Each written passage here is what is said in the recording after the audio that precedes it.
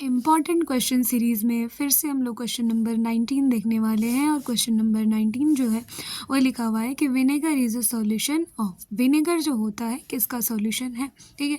Option A लिखा हुआ है कि 50% to 60% acetic acid in alcohol, 5% to 8% acetic acid in alcohol, 5% to 8% acetic acid in water and 50% to 60% acetic acid in water, ठीक है।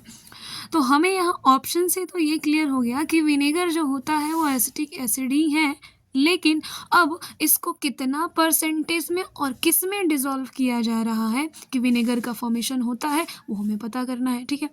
तो जब आप vinegar in the sense acetic acid वाला टॉपिक जब कार्बन एंड कंपाउंड में पढ़ते हो, इसकी प्रॉपर्टीज़ के बारे में, फिजिकल प्रॉपर्टीज़ में, तो वहाँ पर साफ साफ शब्दों में क्या लिखा हुआ है कि जो एसिटिक एसिड होता है वो डाइल्यूट एसिटिक एसिड है, ठीक है। विनेगर जो होता है ना, सॉरी, जो विनेगर होता है वो क्या होता है, डाइल्यूट एसिटिक एसिड होता है, ठीक है।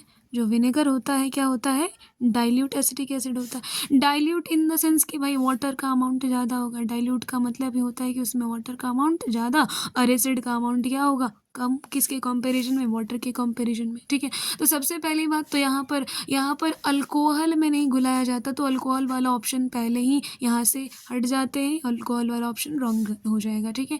अब आते हैं हम यहाँ पर बात करते हैं कि वाटर में डिज़ोल्व कर रहे हैं, ठीक है। वाटर में भी डिज़ोल्व कर रहे हैं, तो अगर ये 50% to 60% अगर एसिटिक एसिड रहेगा तो ये स्ट्रॉन्ग हो जाएगा और ये कंसनट्रेटेड हो जाएगा।